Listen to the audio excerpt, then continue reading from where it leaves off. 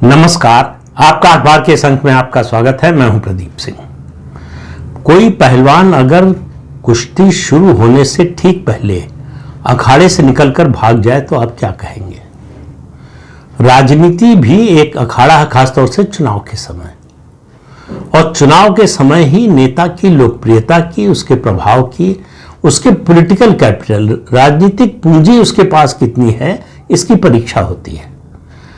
चुनाव ही बताता है कि जनता उसके बारे में क्या सोचती है, मतदाता क्या सोचता है, मतदाता के बीच उसकी पहचान क्या है, उसकी पैठ कितनी है।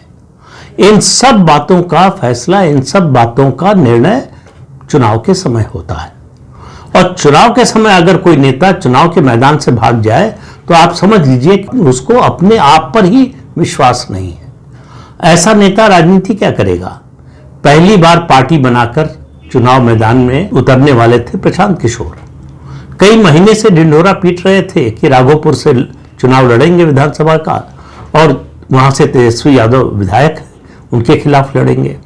घोषणा है कि अगर हमारी सरकार बनी तो 1 महीने के अंदर 100 ऐसे भ्रष्ट नेताओं मंत्रियों की पहचान की जाएगी और उन पर मुकदमा चलाया जाएगा, उनको जेल भेजा जाएगा। अब अगर उनको सचमुच अगर इस बात पर टिके रहना था, अगर उनका मुद्दा भ्रष्टाचार के खिलाफ था, तो बिहार की राजनीति में भ्रष्टाचार के आरोपी सबसे कम उम्र के नेता तेजस्वी यादव हैं।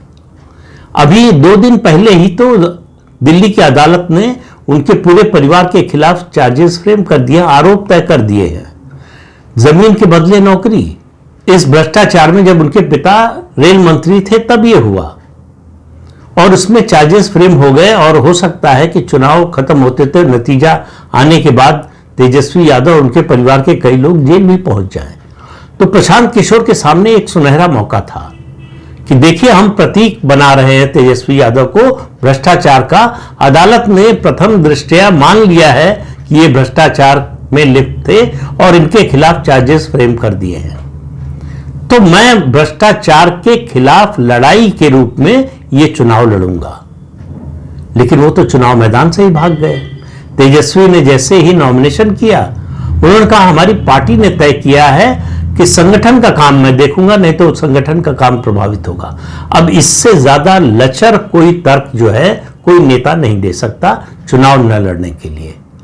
क्योंकि अगर ये तर्क चले तो फिर प्रधानमंत्री नरेंद्र मोदी को चुनाव लड़ना ही नहीं चाहिए, गृहमंत्री अमित शाह को चुनाव नहीं लड़ना चाहिए, रक्षा मंत्री राजनाथ सिंह को चुनाव नहीं लड़ना चाहिए, और उसके अलावा उत्तर प्रदेश के मुख्यमंत्री योगी आदित्यनाथ को चुनाव नहीं लड़ना चाहिए, और राज्यों के मुख्यमंत्रियों को चुनाव नहीं लड़ना चाहिए। नीतीश कुमार चुनाव लड़कर पहले मुख्यमंत्री बने, उसके बाद काफी समय से उन्होंने चुनाव लड़ना छोड़ दिया है। तो उनसे कोई ये उम्मीद भी नहीं करता कि वो विधानसभा का चुनाव लड़ेंगे, वो विधान परिषद से जाते हैं।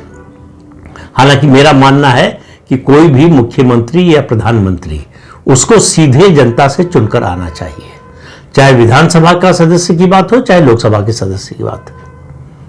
लेकिन नीतीश कुमार ऐसा नहीं मानते, वो मुद्दा अलग है। अभी बात हो रही प्रशांत किशोर की।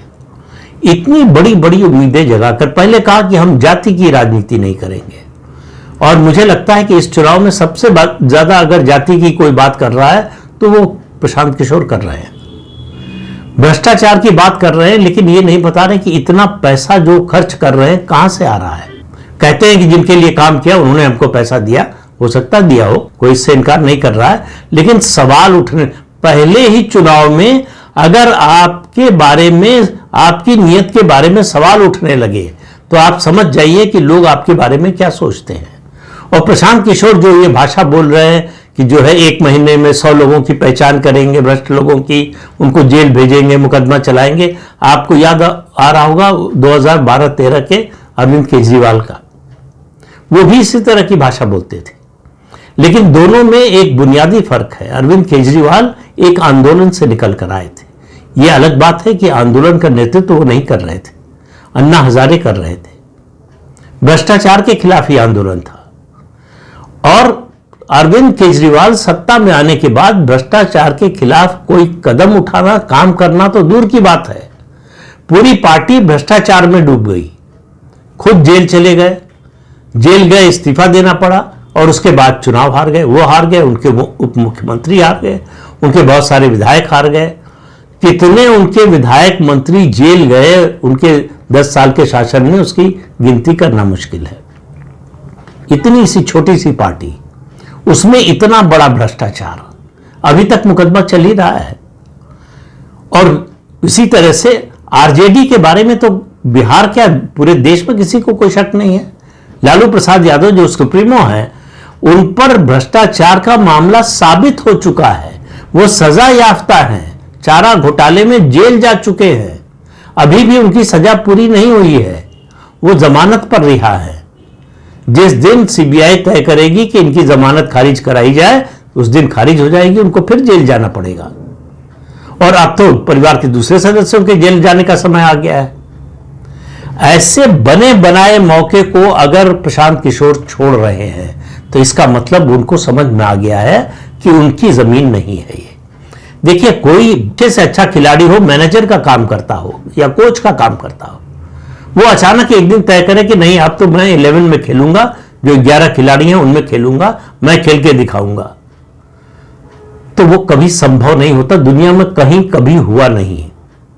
प्रशांत किशोर अभी तक चुनाव लड़वाते थे, अपने जीवन में पहली बार चुनाव लड़ने उतरे थे, तो अपना चुनाव नहीं लड़ा गया, अपना चुनाव लड़ने की हिम्मत नहीं हुई। ये इसको कहते हैं लैक ऑफ कॉन्फिडेंस, यानी अपने ऊपर ही भरोसा नहीं है।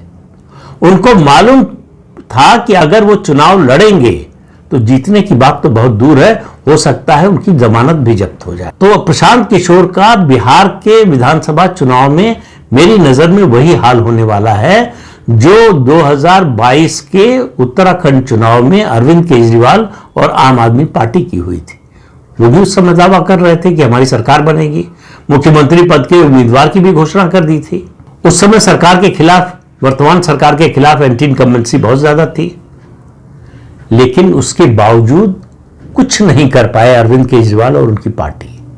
तमाम मुफ्त की योजनाओं की घोषणा कर दी, जैसे दिल्ली में की थी। उनको लगा था कि दिल्ली इसके सहारे जीत गए थे तो पूरे देश में जीत सकते हैं, तो उत्तराखंड में भी वही चाल अपनाई, वही उन्होंने गोवा में किया था, वही उन्होंने गुजरात में किया था। तो जहां जहां जाकर उन्होंने किया, उत्तर प्रदेश में किया था, वहां कहीं भी, हरियाणा में किया था, कहीं सफलता नहीं मिली पंजाब के अलावा। तो दिल्ली और पंजाब, दिल्ली चला गया, पंजाब जाने वाला है जब चुनाव हो, यानी 2027 में चुनाव में पंजाब से आम आदमी पार्टी का जाना कम से कम आज की तारीख में तय लग रहा है। और वहां सत्ता की प्रबल दावेदार पंजाब में कांग्रेस पार्टी है, इसमें किसी को शक नहीं होना चाहिए। बशर्ते कांग्रेस की जो आदत है वो अपने पैर पर कुल्हाड़ी मार ले और अपना घर खुद ही उजाड़ दे, इसमें माहिर है कांग्रेस पार्टी। पिछले चुनाव में भी उसने ऐसा ही किया। आम आदमी पार्टी की जीत में आम आदमी पार्टी और अरविंद केजरीवाल से ज्यादा योगदान कांग्रेस पार्टी का है। तो इससे आप समझ जाइए प्रशांत किशोर की स्थिति बिहार के विधानसभा चुनाव में क्या है। अब वो ये घोषणा इस समय तो कर नहीं सकते कि हम चुनाव मैदान से हट रहे हैं, हमारी पार्टी चुनाव मैदान से हट रही है, हम चुनाव नहीं लड़ेंगे।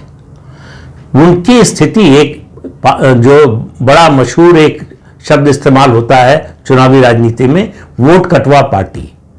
मेरा मानना है कि प्रशांत किशोर की पार्टी वोट कटवा पार्टी भी नहीं है, वो किसी का वोट भी नहीं काट पाएंगे। ये जो विद्रोही होंगे, चाहे आरजेडी से निकले, जेडीयू से निकले, बीजेपी से निकले, ये जो जनाधार वाले विद्रोही होंगे जिनका टिकट कटेगा, उनको अगर प्रशांत किशोर टिकट देंगे तो वो वोट जरूर कुछ काट सकते हैं, लेकिन प्रशांत किशोर के नाम पर कोई वोट नहीं पड़ने वाला। उनकी तारीफ करने वाले आपको मिल जाएंगे, उनका समर्थन करने वाले आपको मिल जाएंगे, लेकिन जो तारीफ करते हैं, जो समर्थन करते हैं, उनसे ही पूछिए कि क्या आप प्रशांत किशोर की पार्टी को वोट देंगे, तो नहीं के अलावा और कोई जवाब नहीं आया। प्रशांत किशोर को अपने बारे में बड़ी गलतफहमी हो गई थी। कुछ पार्टियों को चुनाव लड़वाकर उन्होंने ये समझ लिया कि चुनाव लड़ाने और चुनाव जीतने की कला के वो माहिर है, जिसके साथ होंगे उसको सत्ता में ला सकते हैं। तो अपने साथ है, अपनी पार्टी बना ली तो आप तो सत्ता में आ ही सकते हैं। तो उन्होंने घोषणा की या तो अर्श पर या फर्श पर। तो अब आप देखिए, कोई दुनिया में कोई पार्टी इस तरह की बात नहीं करती है। जो चुनाव मैदान में उतरता है वो जीतने के लिए उतरता है। एक निर्दलीय उम्मीदवार भी जिसकी जमानत जब्त होने वाली है, उससे आप पूछेंगे तो वो पूरा इक्वेशन बताएगा, गणित बताएगा कि इस जाति का, इस समाज का, इसका इतना वोट मिलेगा, उनसे ये नाराज है, उनका वोट मिलेगा, और बताएगा कि वो कैसे जीत रहे। लेकिन प्रशांत किशोर ये दावा करने की भी स्थिति में नहीं है। आप जरा कल्पना कीजिए कि अगर 2013 में अरविंद केजरीवाल शीला दीक्षित के खिलाफ चुनाव न लड़ते, चुनाव मैदान से भाग गए होते, तो अरविंद केजरीवाल कभी मुख्यमंत्री न बन पाते। लेकिन अरविंद केजरीवाल ने वो जुआ खेला, वो जोखिम उठाया। प्रशांत किशोर में तो उतनी भी हिम्मत नहीं है कि जोखिम उठा सकें। उनको मालूम था कि अगर वो चुनाव लड़े तो जिस दिन नतीजा आएगा उसी दिन उनकी पार्टी का समापन हो जाएगा। अब कम से कम वो चुनाव मैदान से बाहर हो गए तो वो दावा कर सकते हैं कि मैं चुनाव लड़ता तो बहुत सी सीटों पर असर पड़ता। बड़ा नेता किसी भी पार्टी का चुनाव लड़ता है तो इसीलिए कि आसपास की 10, 5, 20 मतलब जैसी स्थिति हो, जैसा राज्य हो, उसमें उन सीटों पर वो प्रभाव डाल सकता है।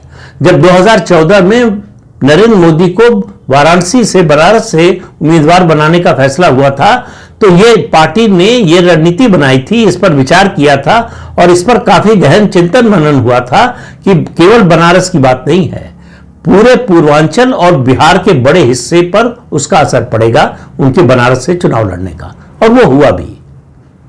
तो बड़े नेताओं की कॉन्स्टिट्यूएंसी इस हिसाब से चुनी जाती है, या तो ट्रेडिशनल बड़े लंबे समय से रही हो, या फिर जो है इस तरह से कि वो बाकी सीटों को भी प्रभावित कर सके, जिता सके, एक मोमेंटम बना सके जीत का, जिससे उनके साथ साथ कई और उम्मीदवार जीत जाए।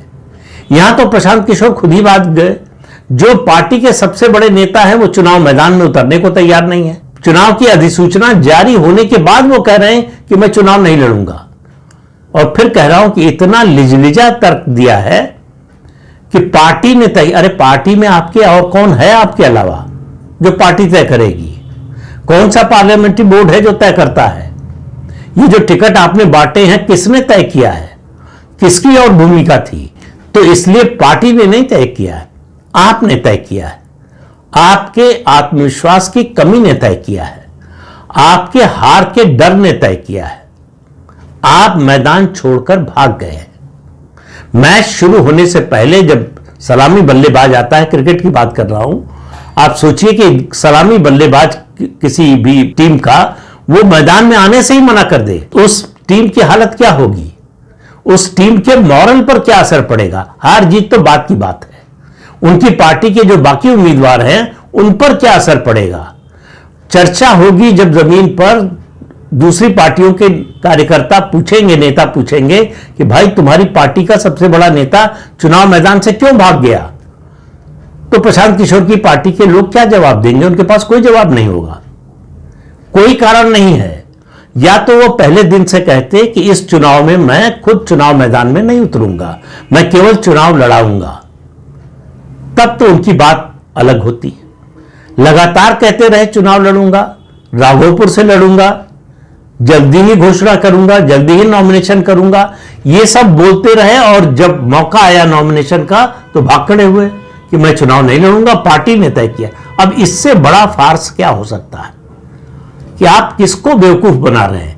और बिहार में खड़े होकर, बिहार जहां के लोग, आम मतदाता राजनीतिक रूप से जितना प्रबुद्ध है, शायद ही किसी प्रदेश का मतदाता हो, को ये आप बेवकूफ बनाने की कोशिश करेंगे, आपको लगता है कि वो समझ नहीं पाएंगे। वो अच्छी तरह से समझते हैं। प्रशांत किशोर को लोग पहचान चुके हैं। ये जो है अपना पैसा लेकर आए थे, इनको लग रहा था कि पैसे के सहारे चुनाव जीता जा सकता है, चुनाव बदला जा सकता है, तो वो ऐसा कुछ नहीं होने वाला है। और फिर कह रहा हूं कि इनके विधायकों की संख्या अगर हुई तो 1 या 2 से ज्यादा नहीं होगी, वो भी इनके कारण नहीं होगी।